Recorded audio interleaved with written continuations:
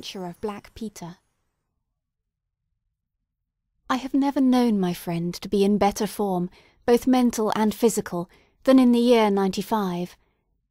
His increasing fame had brought with it an immense practice, and I should be guilty of an indiscretion if I were even to hint at the identity of some of the illustrious clients who crossed our humble threshold in Baker Street. Holmes, however, like all great artists, lived for his art's sake, and, save in the case of the Duke of Holderness, I have seldom known him claim any large reward for his inestimable services. So unworldly was he, or so capricious, that he frequently refused his help to the powerful and wealthy, where the problem made no appeal to his sympathies, while he would devote weeks of most intense application to the affairs of some humble client, whose case presented those strange and dramatic qualities which appealed to his imagination and challenged his ingenuity. In this memorable year '95, a curious and incongruous succession of cases had engaged his attention, ranging from his famous investigation of the sudden death of Cardinal Tosca, an inquiry which was carried out by him at the express desire of His Holiness the Pope, down to his arrest of Wilson, the notorious canary trainer, which removed a plague spot from the East End of London. Close on the heels of these two famous cases came the tragedy of Woodman's Lee, and the very obscure circumstances which surrounded the death of Captain Peter Carey. No record of the doings of Mr. Sherlock Holmes would be complete which did not include some account of this very unusual affair. During the first week of July, my friend had been absent so often and so long from our lodgings that I knew he had something on hand. The fact that several rough-looking men called during that time and inquired for Captain Basil made me understand that Holmes was working somewhere under one of the numerous disguises and names with which he concealed his own formidable identity. He had at least 5 small refuges in different parts of London, in which he was able to change his personality. He said nothing of his business to me, and it was not my habit to force a confidence. The first positive sign which he gave me of the direction which his investigation was taking was an extraordinary one. He had gone out before breakfast, and I had sat down to mine when he strode into the room, his hat upon his head, and a huge barbed-headed spear tucked like an umbrella under his arm. "Good gracious, Holmes!" I cried. "You don't mean to say that you have been walking about London with that thing?" "I drove to the butcher's and back." "The butcher's?" "And I return with an excellent appetite. There can be no question, my dear Watson, of the value of exercise before breakfast. But I am prepared to bet that you will not guess the form that my exercise has taken." "I will not attempt it." He chuckled as he poured out the coffee. "If you could have looked into Allardyce's back shop, you would have seen a dead pig swung from a hook in the ceiling, and a gentleman in his shirt-sleeves furiously stabbing at it with this weapon. I was that energetic person, and I have satisfied myself that by no exertion of my strength can I transfix a pig with a single blow. Perhaps you would care to try?" "Not for worlds. But why were you doing this?" "Because it seemed to me to have an indirect bearing upon the mystery of Woodman's Lee. Ah, Hopkins, I got your wire last night, and I have been expecting you. Come and join us." Our visitor was an exceedingly alert man, 30 years of age, dressed in a quiet tweed suit, but retaining the erect bearing of one who was accustomed to official uniform. I recognised him at once as Stanley Hopkins, a young police inspector, for whose future Holmes had high hopes, while he in turn professed the admiration and respect of a pupil for the scientific methods of the famous amateur. Hopkins's brow was clouded, and he sat down with an air of deep dejection. "No, thank you, sir. I breakfasted before I came round. I spent the night in town, for I came up yesterday to report." "And what had you to report?" "Failure, sir. Absolute failure." "You have made no progress?" "None." "Dear me, I must have a look at the matter." "I wish to heavens that you would, Mr. Holmes. It's my first big chance, and I'm at my wit's end. For goodness' sake, come down and lend me a hand." "Well, well, it just happens that I have already read all the available evidence, including the report of the inquest, with some care. By the way, what do you make of that tobacco pouch found at the scene of the crime? Is there no clue there?" Hopkins looked surprised. It was the man's own pouch, sir. His initials were inside it, and it was of sealskin, and he was an old sailor." "But he had no pipe." "No, sir, we could find no pipe. Indeed, he smoked very little, and yet he might have kept some tobacco for his friends." "No doubt. I only mention it because if I had been handling the case, I should have been inclined to make that the starting point of my investigation. However, my friend Dr. Watson knows nothing of this matter, and I should be none the worse for hearing the sequence of events once more. Just give us some short sketches of the essentials." Stanley Hopkins drew a slip of paper from his pocket. "I have a few dates which will give you the career of the dead man, Captain Peter Carey. He was born in 45, 50 years of age. He was a most daring and successful seal and whale fisher. In 1883 he commanded the steam sailor Sea Unicorn, of Dundee. He had then had several successful voyages in succession, and in the following year, 1884, he retired. After that he travelled for some years, and finally he bought a small place called Woodman's Lee, near Forest Row in Sussex. There he lived for 6 years, and there he died just a week ago today. There were some most singular points about the man. In ordinary life he was a strict Puritan, a silent, gloomy fellow. His household consisted of his wife, his daughter, aged 20, and 2 female servants. These last were continually changing, for it was never a very cheery situation, and sometimes it became past all bearing. The man was an intermittent drunkard, and when he had the fit on him he was a perfect fiend. He has been known to drive his wife and daughter out of doors in the middle of the night, and flog them through the park until the whole village outside the gates was aroused by their screams. He was summoned once for a savage assault upon the old vicar, who called upon him to remonstrate with him upon his conduct. In short, Mr. Holmes, you would go far before you found a more dangerous man than Peter Carey, and I have heard that he bore the same character when he commanded his ship. He was known in the trade as Black Peter, and the name was given him not only on account of his swarthy features and the colour of his huge beard, but for the humours which were the terror of all around him. I need not say that he was loathed and avoided by every one of his neighbours, and that I have not heard one single word of sorrow about his terrible end. You must have read in the account of the inquest about the man's cabin, Mr. Holmes, but perhaps your friend here has not heard of it. He had built himself a wooden outhouse, he always called it the cabin, a few hundred yards from his house, and it was here that he slept every night. It was a little single-roomed hut, 16 feet by 10. He kept the key in his pocket, made his own bed, cleaned it himself, and allowed no other foot to cross the threshold. There are small windows on each side, which were covered by curtains and never opened. One of these windows was turned towards the high road, and when the light burned in it at night, the folk used to point it out to each other and wonder what Black Peter was doing in there. That's the window, Mr. Holmes, which gave us one of the few bits of positive evidence that came out at the inquest. You remember that a stonemason, named Slater, walking from Forest Row about 1 o'clock in the morning, 2 days before the murder, stopped as he passed the grounds, and looked at the square of light still shining among the trees. He swears that the shadow of a man's head turned sideways was clearly visible on the blind, and that this shadow was certainly not that of Peter Carey, whom he knew well. It was that of a bearded man, but the beard was short and bristled forward in a way very different from that of the captain. So he says, but he had been 2 hours in the public-house, and it is some distance from the road to the window. Besides, this refers to the Monday, and the crime was done upon the Wednesday. On the Tuesday, Peter Carey was in one of his blackest moods, flushed with drink and as savage as a dangerous wild beast. He roamed about the house, and the women ran for it when they heard him coming. Late in the evening he went down to his own hut.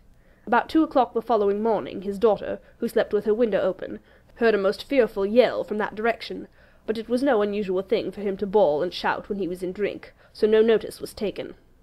On rising at 7, one of the maids noticed that the door of the hut was open, but so great was the terror which the man caused that it was midday before anyone would venture down to see what had become of him. Peeping into the open door, they saw a sight which sent them flying, with white faces, into the village. Within an hour I was on the spot and had taken over the case. Well, I have fairly steady nerves, as you know, Mr. Holmes, but I give you my word that I got a shake when I put my head into that little house. It was droning like a harmonium with the flies and bluebottles, and the floor and walls were like a slaughter-house. He had called it a cabin, and a cabin it was, sure enough, though you would have thought you were in a ship. There was a bunk at one end, a sea-chest, maps and charts, a picture of the Sea Unicorn, a line of log-books on a shelf, all exactly as one would expect to find it in the captain's room. And there, in the middle of it, was the man himself, his face twisted like a lost soul in torment, and his great brindled beard stuck upward in his agony. Right through his broad breast a steel harpoon had been driven, and it had sunk deep into the wood of the wall behind him. He was pinned like a beetle on a card. Of course he was quite dead, and had been so from the instant that he had uttered that last yell of agony. I know your methods, sir, and I applied them. Before I permitted anything to be removed, I examined most carefully the ground outside, and also the floor of the room. There were no footmarks. Meaning that you saw none? I assure you, sir, that there were none. My good Hopkins, I have investigated many crimes, but I have never yet seen one which was committed by a flying creature. As long as the criminal remains upon 2 legs, so long must there be some indentation, some abrasion, some trifling displacement which can be detected by the scientific searcher. It is incredible that this blood-bespattered room contained no trace which could have aided us. I understand, however, from the inquest that there were some objects which you failed to overlook? The young inspector winced at my companion's ironical comments. I was a fool not to call you in at the time, Mr. Holmes. However, it is past praying for now. Yes, there were several objects in the room which called for special attention. One was the harpoon with which the deed was committed. It had been snatched down from a rack on the wall. 2 others remained there, and there was a vacant place for the third. On the stock was engraved SS Sea Unicorn Dundee. This seemed to establish that the crime had been done in a moment of fury, and that the murderer had seized the first weapon which came in his way. The fact that the crime was committed at 2 in the morning, and yet Peter Carey was fully dressed, suggested that he had an appointment with the murderer, which is borne out by the fact that a bottle of rum and 2 dirty glasses stood upon the table. Yes, said Holmes. I think that both inferences are permissible. Was there any other spirit but rum in the room? Yes, there was a tantalus containing brandy and whiskey, on the sea-chest. It is of no importance to us, however, since the decanters were full, and it had therefore not been used. For all that, its presence has some significance, said Holmes. However, let us hear some more about the objects which do seem to you to bear upon the case. There was this tobacco pouch upon the table. What part of the table? It lay in the middle. It was of coarse sealskin, the straight-haired skin, with a leather thong to bind it. Inside was P.C. on the flap. There was half an ounce of strong ship's tobacco in it. Excellent. What more? Stanley Hopkins drew from his pocket a drab-covered notebook. The outside was rough and worn, the leaves discoloured. On the first page were written the initials J.H.N. and the date 1883. Holmes laid it on the table and examined it in his minute way, while Hopkins and I gazed over each shoulder. On the second page were the printed letters C.P.R., and then came several sheets of numbers. Another heading was Argentine, another Costa Rica, and another San Paulo, each with pages of signs and figures after it. What do you make of these? Asked Holmes. They appeared to be lists of stock exchange securities. I thought that J.H.N. were the initials of a broker, and that C.P.R. may have been his client. Try Canadian Pacific Railway, said Holmes. Stanley Hopkins swore between his teeth and struck his thigh with his clenched hand. What a fool I have been, he cried. Of course it is as you say. Then J.H.N. are the only initials we have to solve. I have already examined the old stock exchange lists, and I can find no one in 1883, either in the house or among the outside brokers, whose initials correspond with these. Yet I feel that the clue is the most important one that I hold. You will admit, Mr. Holmes, that there is a possibility that these initials are those of the second person who was present, in other words, of the murderer. I would also urge that the introduction into the case of a document relating to large masses of valuable securities gives us for the first time some indication of a motive for the crime. Sherlock Holmes's face showed that he was thoroughly taken aback by this new development. I must admit both your points, said he. I confess that this notebook, which did not appear at the inquest, modifies any views which I may have formed. I had come to a theory of the crime in which I can find no place for this. Have you endeavoured to trace any of the securities here mentioned? Inquiries are now being made at the offices, but I fear that the complete register of the stockholders of these South American concerns is in South America, and that some weeks must elapse before we can trace the shares. Holmes had been examining the cover of the notebook with his magnifying lens. Surely there is some discoloration here, said he. Yes, sir, it is a bloodstain. I told you I picked the book off the floor. Was the bloodstain above or below? On the side next to the boards. Which proves, of course, that the book was dropped after the crime was committed. "Exactly, Mr. Holmes. I appreciated that point, and I conjectured that it was dropped by the murderer in his hurried flight. It lay near the door." I suppose that none of these securities have been found among the property of the dead man? "No, sir." Have you any reason to suspect robbery? "No, sir. Nothing seemed to have been touched." Dear me, it is certainly a very interesting case. Then there was a knife, was there not? "A sheath knife, still in its sheath. It lay at the feet of the dead man. Mrs. Carey has identified it as being her husband's property." Holmes was lost in thought for some time. Well, said he at last, I suppose I shall have to come out and have a look at it. Stanley Hopkins gave a cry of joy. "Thank you, sir. That will indeed be a weight off my mind." Holmes shook his finger at the inspector. It would have been an easier task a week ago, said he. But even now my visit may not be entirely fruitless. Watson, if you can spare the time, I should be very glad of your company. If you will call a four-wheeler, Hopkins, we shall be ready to start for Forest Row in a quarter of an hour. Alighting at the small wayside station, we drove for some miles through the remains of widespread woods, which were once part of that great forest which for so long held the Saxon invaders at bay, the impenetrable Weald, for 60 years the bulwark of Britain. Vast sections of it have been cleared, for this is the seat of the first ironworks of the country, and the trees have been felled to smelt the ore. Now the richer fields of the north have absorbed the trade, and nothing save these ravaged groves and great scars in the earth show the work of the past. Here, in a clearing upon the green slope of a hill, stood a long, low, stone house, approached by a curving drive running through the fields. Nearer the road, and surrounded on 3 sides by bushes, was a small outhouse, one window and the door facing in our direction. It was the scene of the murder. Stanley Hopkins led us first to the house, where he introduced us to a haggard, grey-haired woman, the widow of the murdered man, whose gaunt and deep-lined face, with the furtive look of terror in the depths of her red-rimmed eyes, told of the years of hardship and ill-usage which she had endured. With her was her daughter, a pale, fair-haired girl, whose eyes blazed defiantly at us as she told us that she was glad that her father was dead, and that she blessed the hand which had struck him down. It was a terrible household that Black Peter Carey had made for himself, and it was with a sense of relief that we found ourselves in the sunlight again, and making our way along a path which had been worn across the fields by the feet of the dead man.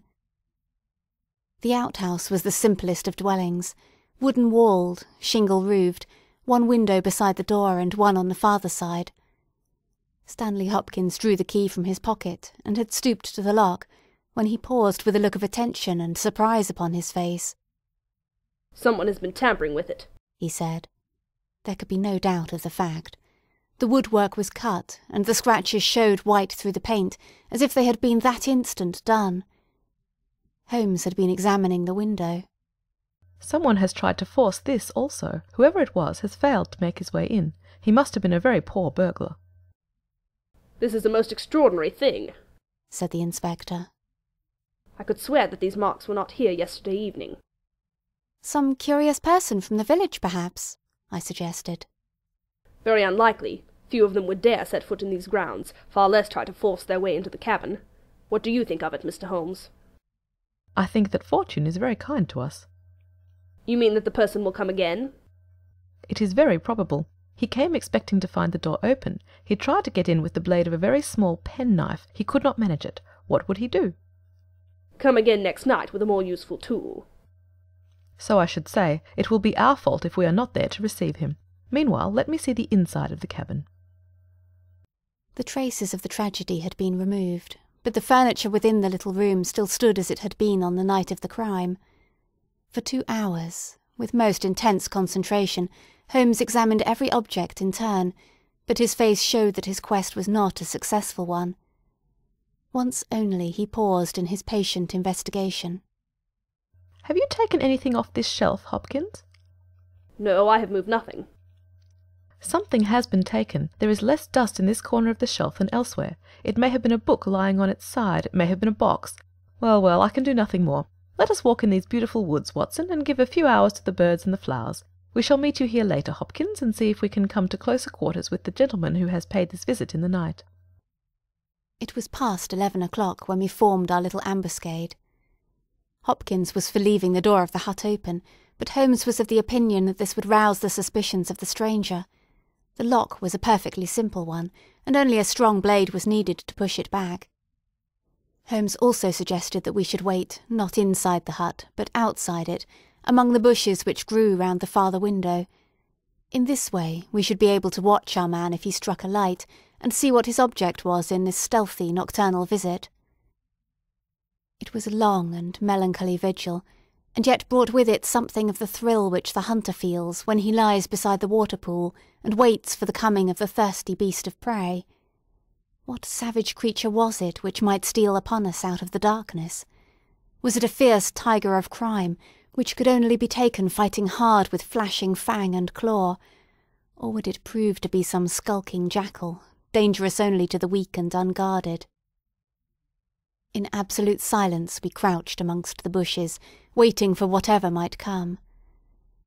At first, the steps of a few belated villagers, or the sound of voices from the village, lightened our vigil, but one by one these interruptions died away, and an absolute stillness fell upon us, save for the chimes of the distant church, which told us of the progress of the night, and for the rustle and whisper of a fine rain falling amid the foliage which roofed us in. 2:30 had chimed, and it was the darkest hour which precedes the dawn, when we all started, as a low but sharp click came from the direction of the gate. Someone had entered the drive. Again there was a long silence, and I had begun to fear that it was a false alarm, when a stealthy step was heard upon the other side of the hut, and a moment later a metallic scraping and clinking. The man was trying to force the lock. This time his skill was greater, or his tool was better, for there was a sudden snap and the creak of the hinges. Then a match was struck, and next instant the steady light from a candle filled the interior of the hut. Through the gauze curtain our eyes were all riveted upon the scene within. The nocturnal visitor was a young man, frail and thin, with a black moustache, which intensified the deadly pallor of his face. He could not have been much above 20 years of age. I have never seen any human being who appeared to be in such a pitiable fright, for his teeth were visibly chattering, and he was shaking in every limb. He was dressed like a gentleman, in Norfolk jacket and knickerbockers, with a cloth cap upon his head. We watched him, staring round with frightened eyes. Then he laid the candle-end upon the table and disappeared from our view into one of the corners. He returned with a large book, one of the log-books which formed a line upon the shelves. Leaning on the table, he rapidly turned over the leaves of this volume until he came to the entry which he sought. Then, with an angry gesture of his clenched hand, he closed the book, replaced it in the corner, and put out the light. He had hardly turned to leave the hut when Hopkins's hand was on the fellow's collar, and I heard his loud gasp of terror as he understood that he was taken. The candle was relit, and there was our wretched captive, shivering and cowering in the grasp of the detective. He sank down upon the sea-chest and looked helplessly from one of us to the other. "Now, my fine fellow," said Stanley Hopkins. "who are you, and what do you want here?" The man pulled himself together and faced us with an effort at self-composure. "Oh, you're detectives, I suppose?" said he. "You imagine I'm connected with the death of Captain Peter Carey. I assure you that I'm innocent." "We'll see about that," said Hopkins. "First of all, what is your name?" "It is John Hopley Neligan." I saw Holmes and Hopkins exchange a quick glance. "What are you doing here?" "Can I speak confidentially?" "No, certainly not." "Why should I tell you?" "If you have no answer, it may go badly with you at the trial." The young man winced. "Well, I will tell you," he said. "Why should I not? And yet I hate to think of this old scandal gaining a new lease of life. Did you ever hear of Dawson and Neligan?" I could see from Hopkins's face that he never had, but Holmes was keenly interested. You mean the West Country bankers? Said he. They failed for $1,000,000, ruined half the country families of Cornwall, and Nelligan disappeared. Exactly. Nelligan was my father. At last we were getting something positive, and yet it seemed a long gap between an absconding banker and Captain Peter Carey, pinned against the wall with one of his own harpoons. We all listened intently to the young man's words. It was my father who was really concerned. Dawson had retired. I was only 10 years of age at the time, but I was old enough to feel the shame and horror of it all. It has always been said that my father stole all the securities and fled. It is not true. It was his belief that if he were given time in which to realize them, all would be well and every creditor paid in full. He started in his little yacht for Norway just before the warrant was issued for his arrest. I can remember that last night when he bade farewell to my mother. He left us a list of the securities he was taking, and he swore that he would come back with his honour cleared, and that none who had trusted him would suffer. Well, no word was ever heard from him again. Both the yacht and he vanished utterly. We believed, my mother and I, that he and it, with the securities that he had taken with him, were at the bottom of the sea. We had a faithful friend, however, who was a businessman, and it was he who discovered some time ago that some of the securities which my father had with him had reappeared on the London market. You can imagine our amazement. I spent months in trying to trace them, and at last, after many doubtings and difficulties, I discovered that the original seller had been Captain Peter Carey, the owner of this hut. Naturally, I made some inquiries about the man. I found that he had been in command of a whaler, which was due to return from the Arctic seas at the very time when my father was crossing to Norway. The autumn of that year was a stormy one, and there was a long succession of southerly gales. My father's yacht may well have been blown to north, and there met by Captain Peter Carey's ship. If that was so, what had become of my father? In any case, I could prove from Peter Carey's evidence how these securities came on the market. It would be a proof that my father had not sold them, and that he had no view to personal profit when he took them. I came down to Sussex with the intention of seeing the captain, but it was at this moment that his terrible death occurred. I read at the inquest of a description on his cabin, in which it stated that the old logbooks of his vessel were preserved in it. It struck me that if I could see what occurred in the month of August 1883, on board the Sea Unicorn, I might settle the mystery of my father's tale. I tried last night to get at these logbooks, but was unable to open the door. Tonight I tried again and succeeded, but I find that the pages which deal with that month have been torn from the book. It was at that moment I found myself a prisoner in your hands. Is that all? Asked Hopkins. Yes, that is all. His eyes shifted as he said it. You have nothing else to tell us? He hesitated. No, there is nothing. You have not been here before last night? No. Then how do you account for that? Cried Hopkins, as he held up the damning notebook with the initials of our prisoner on the first leaf and the blood-stain on the cover. The wretched man collapsed. He sank his face in his hands and trembled all over. Oh, where did you get it? He groaned. Oh, I did not know. I thought I had lost it at the hotel. That is enough, said Hopkins sternly. Whatever else you have to say, you must say in court. You will walk down with me now to the police station. Well, Mr. Holmes, I am very much obliged to you, and to your friend for coming down to help me. As it turns out, your presence was unnecessary, and I would have brought the case to this successful issue without you, but nonetheless I am grateful. Rooms have been reserved for you at the Brambletye Hotel, so we can all walk down to the village together. Well, Watson, what do you think of it? Asked Holmes as we travelled back next morning. I can see that you are not satisfied. Oh yes, my dear Watson, I am perfectly satisfied. At the same time, Stanley Hopkins' methods do not commend themselves to me. I am disappointed in Stanley Hopkins. I had hoped for better things from him. One should always look for a possible alternative and provide against it. It is the first rule of criminal investigation. What, then, is the alternative? The line of investigation which I have myself been pursuing. It may give us nothing, I cannot tell, but at least I shall follow it to the end. Several letters were waiting for Holmes at Baker Street. He snatched one of them up, opened it, and burst out into a triumphant chuckle of laughter. Excellent, Watson. The alternative develops. Have you telegraph forms? Just write a couple of messages for me. Sumner, shipping agent, Ratcliffe Highway. Send 3 men on to arrive 10 tomorrow morning, Basil. That's my name in those parts. The other is Inspector Stanley Hopkins, 46 Lord Street, Brixton. Come breakfast tomorrow at 9:30. Important. Wire if unable to come. Sherlock Holmes.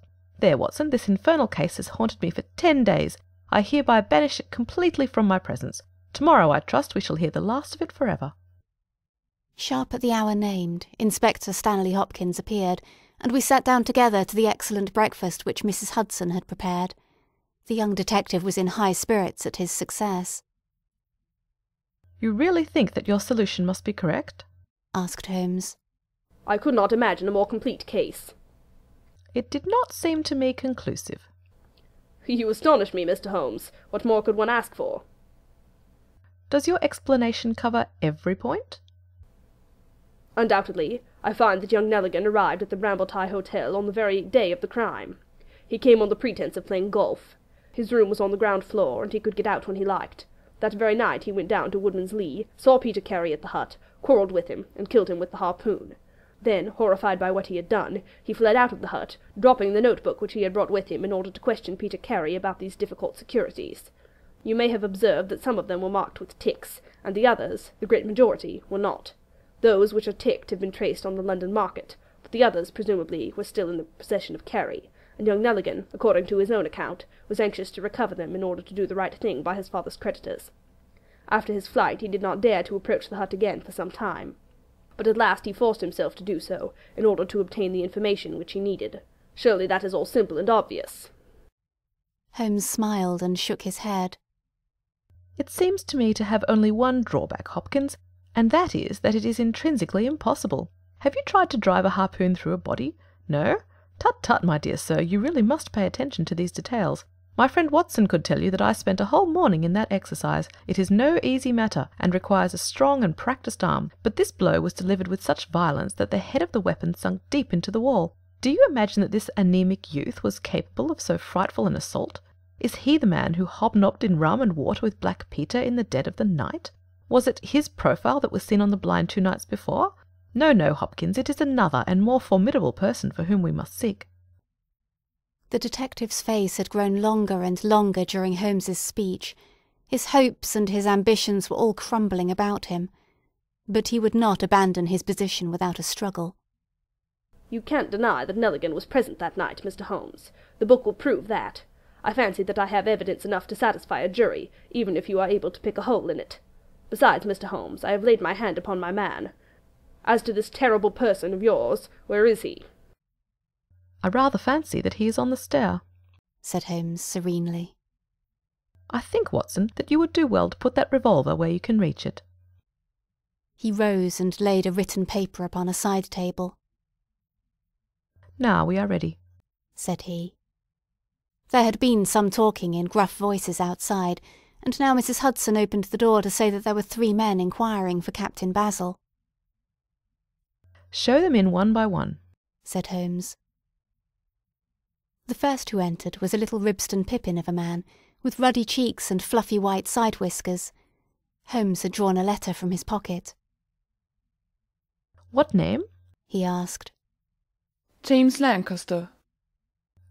I'm sorry, Lancaster, but the berth is full. Here is half a sovereign for your trouble. Just step into this room and wait there for a few minutes. The second man was a long, dried-up creature, with lank hair and sallow cheeks. His name was Hugh Pattins. He also received his dismissal, his half-sovereign, and the order to wait. The third applicant was a man of remarkable appearance. A fierce bulldog face was framed in a tangle of hair and beard, and 2 bold, dark eyes gleamed behind the cover of thick, tufted, overhung eyebrows. He saluted and stood sailor fashion, turning his cap round in his hands. Your name? asked Holmes. Patrick Cairns. Harpooner? Yes, sir. 26 voyages. Dundee, I suppose? Yes, sir. And ready to start with an exploring ship? Yes, sir. What wages? £8 a month. Could you start at once? As soon as I get my kit. Have you your papers? Yes, sir. He took a sheaf of worn and greasy forms from his pocket. Holmes glanced over them and returned them. You are just the man I want, said he. Here's the agreement on the side table. If you sign it, the whole matter will be settled. The seaman lurched across the room and took up the pen. Shall I sign here? He asked, stooping over the table. Holmes leaned over his shoulder and passed both hands over his neck. This will do, said he. I heard a click of steel and a bellow like an enraged bull. The next instant Holmes and the seaman were rolling on the ground together. He was a man of such gigantic strength that, even with the handcuffs which Holmes had so deftly fastened upon his wrists, he would have very quickly overpowered my friend had not Hopkins and I rushed to his rescue. Only when I pressed the cold muzzle of the revolver to his temple did he at last understand that resistance was vain. We lashed his ankles with cord and rose breathless from the struggle. I must really apologize, Hopkins, said Sherlock Holmes. I fear that the scrambled eggs are cold. However, you will enjoy the rest of your breakfast all the better, will you not, for the thought that you have brought your case to a triumphant conclusion. Stanley Hopkins was speechless with amazement. I don't know what to say, Mr. Holmes, he blurted out at last, with a very red face. It seems to me that I have been making a fool of myself from the beginning. I understand now, what I should never have forgotten, that I am the pupil and you are the master. Even now I see what you have done, but I don't know how you did it, or what it signifies. Well, well, said Holmes good-humouredly. We all learn by experience, and your lesson this time is that you should never lose sight of the alternative. You were so absorbed in young Nelligan that you could not spare a thought to Patrick Cairns, the true murderer of Peter Carey. The hoarse voice of the seaman broke in on our conversation. See here, mister, said he. I make no complaint of being manhandled in this fashion, but I would have you call things by their right names. You say I murdered Peter Carey. I say I killed Peter Carey. And that's all the difference. Maybe you don't believe what I say. Maybe you think I am just slinging you a yarn. Not at all, said Holmes. Let us hear what you have to say. It's soon told, and by the Lord every word of it is truth. I knew Black Peter, and when he pulled out his knife, I whipped a harpoon through him sharp, for I knew that it was him or me. That's how he died. You can call it murder. Anyhow, I'd as soon die with a rope round my neck as with Black Peter's knife in my heart. How came you there? asked Holmes. I'll tell it you from the beginning. Just sit me up a little, so as I can speak easy. It was in '83 that it happened, August of that year. Peter Carey was master of the Sea Unicorn, and I was spare harpooner. We were coming out of the ice pack on our way home, with headwinds and a week's southerly gale, when we picked up a little craft that had been blown north. There was one man on her, a landsman. The crew had thought she would founder, and had made for the Norwegian coast in the dinghy. I guess they were all drowned. Well, we took him on board, this man, and he and the skipper had some long talks in the cabin. All the baggage we took off with him was one tin box. So far as I know, the man's name was never mentioned, and on the second night he disappeared, as if he had never been. It was given out that he had either thrown himself overboard or fallen overboard in the heavy weather that we were having. Only one man knew what had happened to him, and that was me, for with my own eyes I saw the skipper tip up his heels and put him over the rail in the middle watch of a dark night, 2 days before we sighted the Shetland lights. Well, I kept my knowledge to myself, and waited to see what would come of it. When we got back to Scotland, it was easily hushed up, and nobody asked any questions. The stranger died by accident, and it was nobody's business to inquire. Shortly after, Peter Carey gave up the sea, and it was long years before I could find where he was. I guessed that he had done the deed for the sake of what was in that tin box, and that he could afford now to pay me well for keeping my mouth shut. I found out where he was through a sailor man that had met him in London, and down I went to squeeze him. The first night he was reasonable enough, and was ready to give me what would make me free of the sea for life. We were to fix it all 2 nights later. When I came, I found him 3 parts drunk, and in a vile temper. We sat down, and we drank, and we yarned about old times, but the more he drank, the less I liked the look on his face. I spotted that harpoon up on the wall, and I thought I might need it before I was through. Then at last he broke out at me, spitting and cursing, with murder in his eyes, and a great clasp-knife in his hand. He had not the time to get it from the sheath before I had the harpoon through him. Heavens, what a yell he gave! And his face gets between me and my sleep. I stood there, with his blood splashing round me, and I waited for a bit, but all was quiet, so I took heart once more. I looked round, and there was the tin box on the shelf. I had as much right to it as Peter Carey anyhow, so I took it with me, and left the hut. Like a fool, I left my baccy pouch up on the table. Now I'll tell you the queerest part of the whole story. I had hardly got outside the hut when I heard someone coming, and I hid among the bushes. A man came slinking along, went into the hut, gave a cry as if he had seen a ghost, and legged it as hard as he could run until he was out of sight. Who he was or what he wanted is more than I can tell. For my part, I walked 10 miles, got a train at Tunbridge Wells, and so reached London, and no one the wiser. Well, when I came to examine the box, I found there was no money in it, and nothing but papers that I would not dare to sell. I had lost my hold on Black Peter, and was stranded in London without a shilling. There was only my trade left. I saw these advertisements about harpooners and high wages, so I went to the shipping agents, and they sent me here. That's all I know. And I say again that if I killed Black Peter, the law should give me thanks, for I saved them the price of a hempen rope. A very clear statement, said Holmes, rising and lighting his pipe. I think, Hopkins, that you should lose no time in conveying your prisoner to a place of safety. This room is not well adapted for a cell, and Mr. Patrick Cairns occupies too large a proportion of our carpet. Mr. Holmes, said Hopkins, I do not know how to express my gratitude. Even now I do not understand how you have attained this result. Simply by having the good fortune to get the right clue from the beginning. It is very possible, if I had known about this notebook, it might have led away my thoughts as it did yours. But all I heard pointed in the one direction: the amazing strength, the skill in the use of the harpoon, the rum and water, the sealskin tobacco pouch with the coarse tobacco. All these pointed to a seaman, and one who had been a whaler. I was convinced that the initials P.C. upon the pouch were a coincidence, and not those of Peter Carey, since he seldom smoked, and no pipe was found in his cabin. You remember that I asked whether whisky and brandy were in the cabin. You said they were. How many landsmen are there who would drink rum when they could get at these other spirits? Yes, I was certain it was a seaman. And how did you find him? My dear sir, the problem had become a very simple one. If it were a seaman, it could only be a seaman who had been with him on the Sea Unicorn. So far as I could learn, he had sailed in no other ship. I spent 3 days in wiring to Dundee, and at the end of that time I had ascertained the names of the crew of the Sea Unicorn in 1883. When I found Patrick Cairns among the harpooners, my research was nearing its end.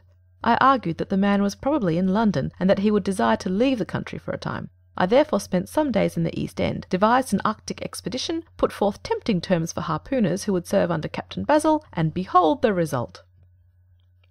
Wonderful! cried Hopkins. Wonderful! You must obtain the release of young Nelligan as soon as possible, said Holmes. I confess that I think you owe him some apology. The tin box must be returned to him, but of course the securities which Peter Carey has sold are lost forever. There's the cab, Hopkins, and you can remove your man. If you want me for the trial, my address and that of Watson will be somewhere in Norway. I'll send particulars later. End of section 6.